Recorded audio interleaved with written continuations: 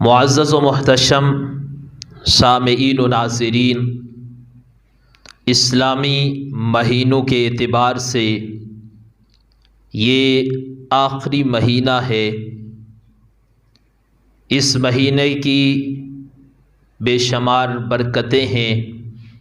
اس مہینے کو رب ذوالجلال نے بے شمار فضیلتیں عطا فرمائی ہیں، اور اس امت کے لیے اس مہینے میں بھی رب نے یہ برکت رکھی ہے کہ جو اس مہینے میں رب کی کثرت کے ساتھ عبادت کرتا ہے اور وہ حضرت ابراہیم علیہ السلام کی سنت پر عمل کرتا ہے، رب ذوالجلال اس کے گناہوں کو معاف فرما دیتا ہے۔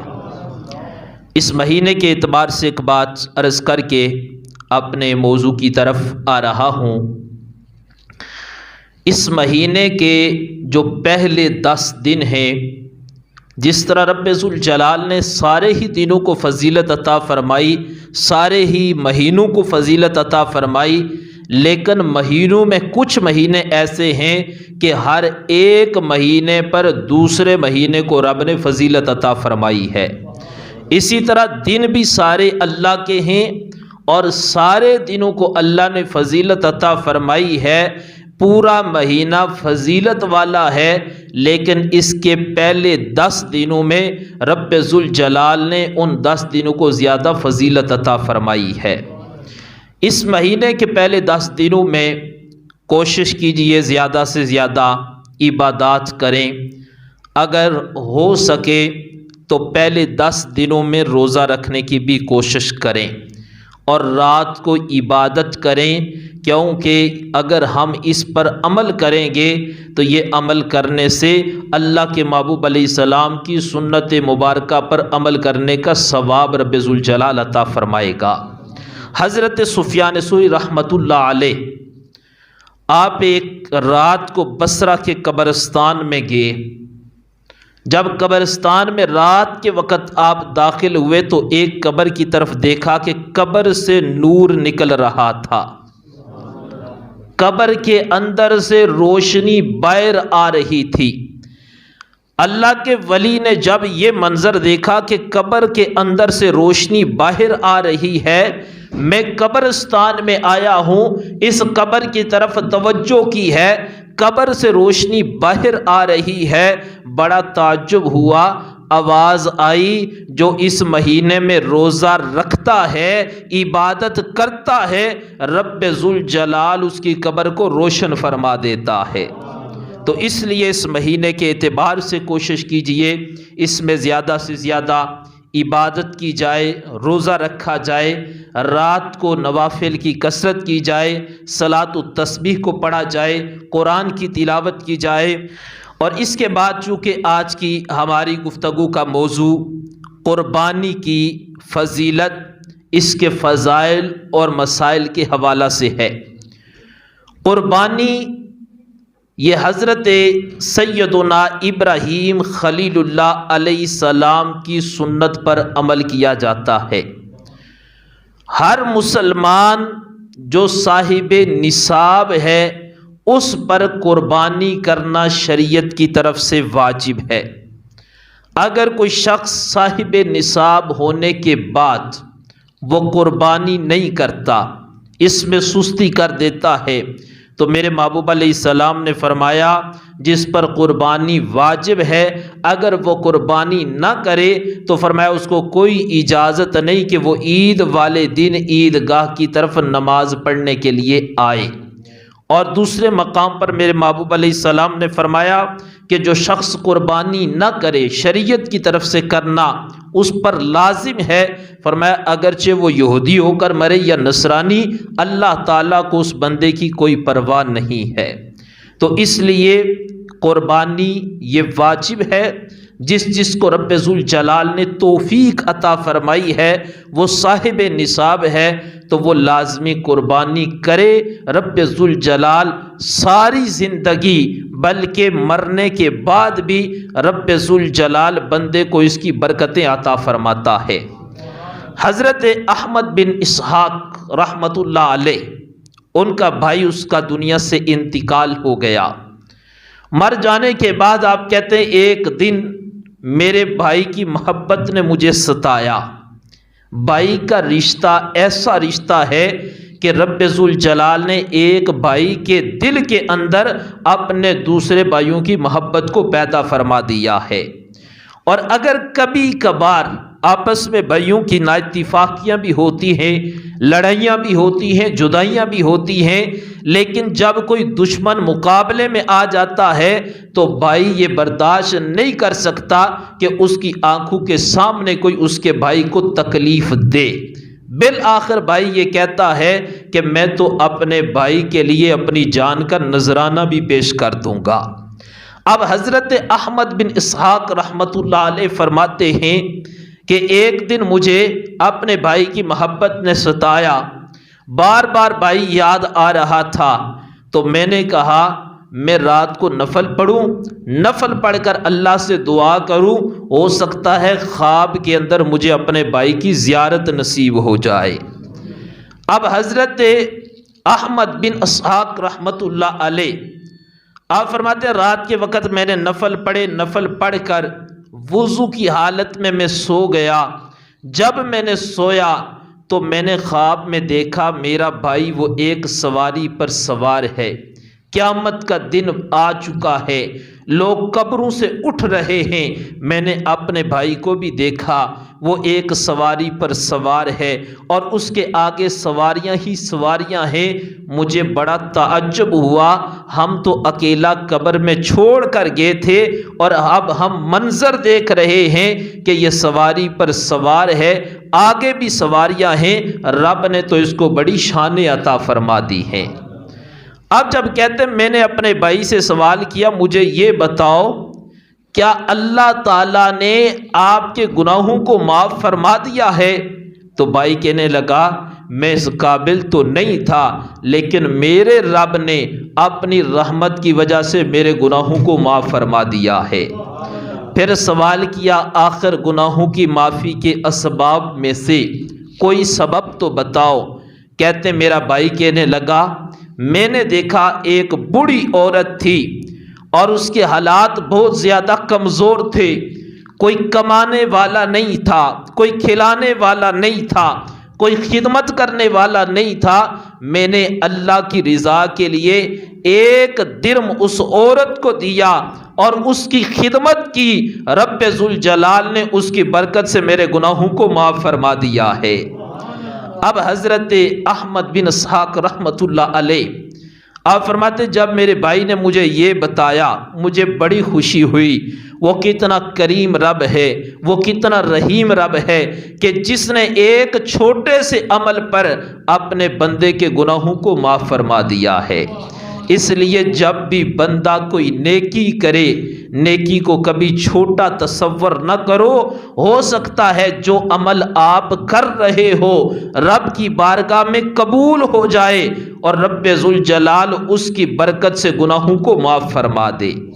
احمد بن اسحاق کہتے میں نے پھر اپنے بھائی سے سوال کیا کہ اس عمل کی برکت سے کہ ایک بڑی عورت مجبور تھی اور آپ نے اس کی مدد کی، رب نے گناہوں کو تو معاف فرما دیا ہے، یہ بتاؤ جس سواری پر سوار ہو اور آگے بھی آپ کے سواریاں ہی سواریاں ہیں، تو یہ مجھے بتاؤ آخر اس میں راز کیا ہے؟ تو کہتے ہیں بھائی کہنے لگا میں جب زندگی میں اپنے ایام کو بسر کیا کرتا تھا میرے حالات بڑے کمزور تھے، میں معاشرہ مجھے غریب سمجھتا تھا، لیکن اس کے باوجود بھی میں ہر سال اللہ کی رضا کے لیے قربانی کیا کرتا تھا۔ فرمایا اس قربانی کی وجہ سے رب ذوالجلال نے آج مجھے یہ مقام عطا فرمایا ہے۔ پوچھا یہ جو جس سواری پر سوار ہو اس کی خصوصیت کیا ہے؟ کہا یہ وہ سواری ہے جو میں نے اپنی زندگی میں سب سے پہلے قربانی کی تھی، رب ذوالجلال نے اس قربانی کے بدلے مجھے آج یہ سواری عطا فرمائی ہے۔ اور پوچھا یہ جو آگے سواریاں ہیں یہ کون سی ہیں؟ کہا ہر سال قربانی کیا کرتا تھا، رب کو یہ ادا پسند آ گئی اور رب ذوالجلال نے اس کی برکت سے آج مجھے یہ مقام و مرتبہ عطا فرمایا ہے۔ اب کہتے ہیں جب میں نے یہ گفتگو سنی تو مجھے بڑا تعجب ہوا اور اس بات کا احساس پیدا ہوا، اگر ایک غریب ہو کر اللہ کی رضا کے لیے وہ قربانی کرتا ہے تو رب ذوالجلال مرنے کے بعد بھی اس بندے کو کتنا اس کا اجر عطا فرماتا ہے۔ اور اس کے بعد قربانی کی بے شمار فضیلت ہے۔ ہمارے پیارے محبوب علیہ السلام نے ارشاد فرمایا، حضرت سیدنا علی المرتضیٰ رضی اللہ تعالیٰ عنہ روایت کرتے ہیں، اللہ کے محبوب علیہ السلام نے فرمایا کہ جب کوئی شخص قربانی کی نیت کرتا ہے، اس کا دل کرتا ہے اس دفعہ میں بھی اللہ کی رضا کے لیے قربانی کروں۔ اب جب وہ اپنا ارادہ بناتا ہے، گھر والوں سے مشورہ کر لیتا ہے کہ اس دفعہ میں نے قربانی کرنی ہے، جب وہ ارادہ بننے کے بعد قربانی کا جانور خریدنے کے لیے وہ منڈی کی طرف رخ کرتا ہے کہ جا کر جانور کو خریدوں اور خرید کر میں اس کی خدمت کروں، پھر اس کو اللہ کی رضا کے لیے قربان کر دوں۔ آپ فرماتے ہیں جتنے قدم چل کر وہ منڈی کی طرف جاتا ہے جانور کو خریدنے کے لیے، یا جس جگہ سے بھی جانور اس کو پسند آتا ہے اس کو خریدنے کے لیے جاتا ہے، رب ذوالجلال ہر قدم کے بدلے اس بندے کو 10 نیکیاں عطا فرماتا ہے، اور ہر قدم کے بدلے رب ذوالجلال اس کے 10 گناہوں کو معاف فرما دیتا ہے، اور فرمایا ہر قدم کے بدلے رب ذوالجلال اس بندے کے 10 درجات کو بلند فرما دیتا ہے۔ اب پھر وہ مقام پر پہنچ جاتا ہے جہاں سے اس نے جانور کو خریدنا ہے۔ اب وہ جس کے پاس جاتا ہے وہاں پر جا کر اس سے گفتگو شروع کر دیتا ہے، یہ کہتا ہے میں نے اتنے کا لینا ہے، وہ کہتا ہے میں نے اتنے کا دینا ہے۔ اب جتنی دیر آپس میں تکرار ہوتا ہے ایک دوسرے کے ساتھ، دینے والا کہتا ہے میں نے اتنے کا دینا ہے، لینے والا کہتا ہے میں نے اتنے کا لینا ہے، فرمایا جتنی دیر وہ آپس میں گفتگو کرتے ہیں رب ذوالجلال کو اس بندے کی نیت اتنی پسند آ جاتی ہے، اس بندے کی ادا اتنی پسند آ جاتی ہے، وہ آپس میں گفتگو کر رہے ہوتے ہیں، رب ذوالجلال اس کو اپنی تسبیح کرنے کا ثواب عطا فرماتا ہے۔ کتنی شان رب نے اپنے پیارے محبوب کے غلاموں کو عطا فرمائی ہے۔ کر رہے ہیں گفتگو آپس میں، ایک اپنا نفع تیار کر رہا ہے، دوسرا بھی اپنا نفع تلاش کر رہا ہے، دونوں ایک قیمت بڑھا رہا ہے، ایک قیمت کم کرنے کو کہہ رہا ہے، آپس میں کر تو باتیں رہے ہیں لیکن اپنے پیارے محبوب علیہ السلام کی غلامی کی وجہ سے رب ذوالجلال باتیں کرنے پر بھی اپنی عبادت کا ثواب عطا فرما رہا ہے۔ فرمایا اب وہ شخص جب آپس میں سودا ہو جاتا ہے، وہ اس جانور کو لے کر واپسی کی طرف رخ کرتا ہے کہ اب میں اپنے گھر میں جاؤں اور جا کر اس کی خدمت کروں، اس کو چارہ ڈالوں، چند دن اس کی خدمت کروں، اس کو تیار کروں۔ فرمایا وہ جب واپس آتا ہے جتنے قدم چلتا ہے واپسی پر رب ذوالجلال ہر قدم کے بدلے اسے 10 نیکیوں کا ثواب عطا فرماتا ہے۔ پھر فرمایا ہر قدم کے بدلے رب ذوالجلال واپسی پر بھی اس کے 10 گناہوں کو معاف فرما دیتا ہے اور اس بندے کے 10 درجات کو بلند فرما دیتا ہے۔ اب پھر جب عید کا دن آتا ہے وہ بندہ تیار ہوتا ہے کہ اب میں قربانی کروں، جانور کو اللہ کی رضا کے لیے قربان کر دوں۔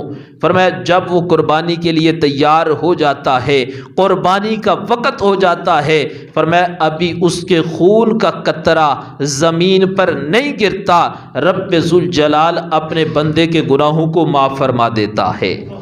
اتنی شان رب نے اپنے پیارے محبوب علیہ السلام کے غلاموں کو عطا فرمائی ہے۔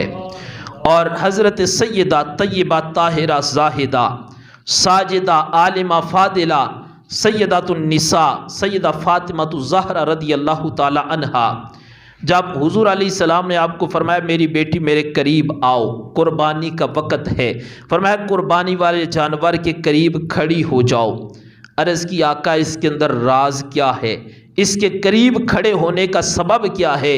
میرے محبوب علیہ السلام نے فرمایا اس کے قریب کھڑی ہو جاؤ، جب اس کی قربانی ہوگی، اس کو ذبح کیا جائے گا، اس کے خون کا قطرہ ابھی زمین پر نہیں گرے گا، رب ذوالجلال تمہارے سارے گناہوں کو معاف فرما دے گا۔ اب جب صحابہ کرام نے یہ بات سنی، دوسرے مقام پر یہی بات ام المومنین سیدہ عائشہ صدیقہ بنت صدیق رضی اللہ تعالیٰ عنہا کے لیے ہے۔ جب صحابہ کرام نے یہ بات سنی، اللہ کے محبوب علیہ السلام نے فرمایا جب بندہ قربانی کرتا ہے ابھی خون کا قطرہ زمین پر نہیں گرتا، رب سارے گناہوں کو معاف فرما دیتا ہے۔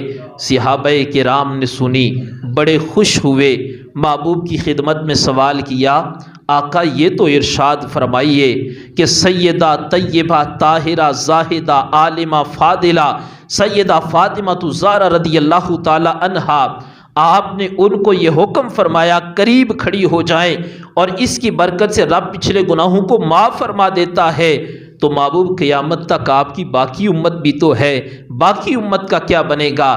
میرے محبوب نے فرمایا اگر میری اہل بیت اطہار میں سے کوئی یہ عمل کرتا ہے تو رب اس کو بھی یہ ثواب عطا فرمائے گا، اگر قیامت تک آنے والے امتی جو بھی میرا امتی وہ قربانی کرے گا، رب ذوالجلال اس کی برکت سے اس کے گناہوں کو معاف فرما دے گا۔ تو اس لیے ہر شخص یہ کوشش کرے جس پر قربانی واجب ہے وہ لازمی قربانی کریں۔ قربانی کے حوالے سے ایک مسئلہ اکثر درپیش آتا ہے کہ ہم کہتے ہیں اس دفعہ جی ہم نے قربانی دی اپنے بڑے بھائی کے نام کی، اور پچھلی دفعہ ہم نے دوسرے بھائی کے نام کی قربانی دی تھی، اور اس دفعہ ہم کسی اور کے نام کی قربانی دے دیتے ہیں۔ گھر میں اگر 5 بندے اور 5 کما رہے ہیں اور 5 کے 5 صاحب نصاب ہیں اور سب پر قربانی کرنا واجب ہے، تو پھر ضروری ہے کہ سب اپنی اپنی طرف سے قربانی کریں۔ یہ ہے جی قربانی میں کر رہا ہوں اپنی والدہ کے نام سے، والد کے نام سے، چونکہ ان کا وصال ہو گیا ہے اور میں قربانی ان کے نام کی کر رہا ہوں، اپنی طرف سے نہیں کر رہا، تو اس کے لیے حکم یہ ہے کہ قربانی کرنا آپ پر واجب ہے۔ اگر آپ چاہتے ہو کہ والدہ کا انتقال ہو گیا ہے، میں اپنی والدہ کی طرف سے کروں، والد کی طرف سے کروں یا کسی بھی رشتہ دار کی طرف سے کروں، پہلے آپ پر قربانی کرنا خود واجب ہے، پہلے اپنی طرف سے قربانی کرو پھر دوسروں کی طرف سے قربانی کرو۔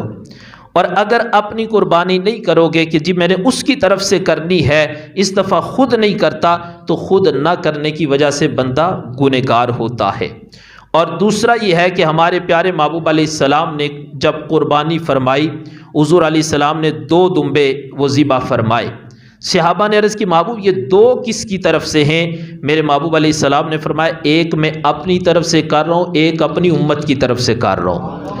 اگر رب نے کسی پر کرم فرمایا ہو، وہ صاحب استطاعت ہو، تو جب قربانی کریں کوشش کریں، اگر اللہ نے مال دیا ہے تو قربانی کرتے وقت ایک قربانی اپنے پیارے محبوب علیہ السلام کی طرف سے کریں۔ اس پر یہ ہے کہ جب حضور علیہ السلام کی طرف سے کریں گے تو رب ذوالجلال اس کا ڈبل ثواب عطا فرمائے گا۔ پھر صحابہ کرام نے عرض کی کہ محبوب کچھ ایسے بھی آپ کے امتی ہیں جو بہت زیادہ غریب ہیں، اب وہ قربانی نہیں کر سکتے۔ اب اس کا یہ حکم ہر بندہ اپنے اوپر لاگو نہ کر لے جی میں بھی غریب ہوں، فرمایا جو واقعی غریب ہیں وہ قربانی نہیں کر سکتے، پر دل کرتا ہے کہ ہمیں بھی قربانی کا ثواب ملے، کاش ہمارے پاس مال ہوتا ہم بھی قربانی کرتے۔ میرے محبوب علیہ السلام نے فرمایا جب تم میرے امتی ہو، میری وجہ سے، میری نسبت کی وجہ سے رب ذوالجلال تمہیں محروم نہیں رکھے گا بلکہ تمہیں بھی ثواب عطا فرما دے گا۔ فرمایا محبوب عرض کی اس کا سبب کیا ہے، کیسے ثواب ملے گا؟ فرمایا جب اس مہینے کا چاند نظر آ جائے اس کے بعد اپنے ناخن نہ کاٹو، اپنے سر کے بالوں کو نہ کٹواؤ۔ فرمایا جب میری امت کا کوئی غریب شخص عید والے دن وہ اپنے ناخن کاٹتا ہے، اپنے بالوں کو کٹواتا ہے، تو رب ذوالجلال اسے قربانی کا ثواب عطا فرما دیتا ہے۔ تو اس لیے کوشش کریں جن پر رب ذوالجلال کا فضل ہے وہ صاحب نصاب ہیں وہ لازمی قربانی کریں، کیونکہ محبوب علیہ السلام نے فرمایا جس پر قربانی واجب ہے اور واجب ہونے کے باوجود اگر وہ قربانی نہیں کرتا، فرمایا اس کو یہ اجازت نہیں کہ وہ عیدگاہ کی طرف نماز عید کے لیے آئے۔ تو اس لیے قربانی لازمی کریں، اور پھر قربانی کرتے وقت اس بات کو ذہن میں رکھیں کہ قربانی لوگوں کو دکھانے کے لیے نہ کی جائے۔ ہمارے معاشرے میں یہ بھی ایک المیہ ہے، جب ہم قربانی کا گوشت تقسیم کرتے ہیں اس وقت یہ اکثر ہوتا ہے اور حقیقت ہے، اس وقت ہم کہتے ہیں اگر اس نے ہمارے گھر بھیجا تو ہم بھی اس کے گھر بھیجیں گے۔ یہ قربانی نہیں، یہ مقابلہ ہوتا ہے۔ ہم جو کر رہے ہوتے ہیں یہ مقابلہ کر رہے ہوتے ہیں، اگر اس نے ہمارے گھر بھیجا تو ہم بھی اس کے گھر بھیجیں گے، اگر وہ نہیں بھیجیں گے تو ہم بھی نہیں بھیجیں گے۔ یعنی ہم قربانی کے موقع پر بھی اللہ کو نہیں امیروں کو راضی کر رہے ہوتے ہیں، ہم قربانی کے موقع پر بھی لوگوں کو دکھا رہے ہوتے ہیں، اور پھر کہتے ہیں اگر اس نے یہ جانور قربان کرنا ہے تو میں یہ کروں گا، اگر اس نے یہ کیا تو میں یہ کروں گا۔ میرے دوستو، عرض کرنے کا مقصد یہ ہے کہ یہ کام ہم نے لوگوں کو دکھانے کے لیے نہیں کرنا۔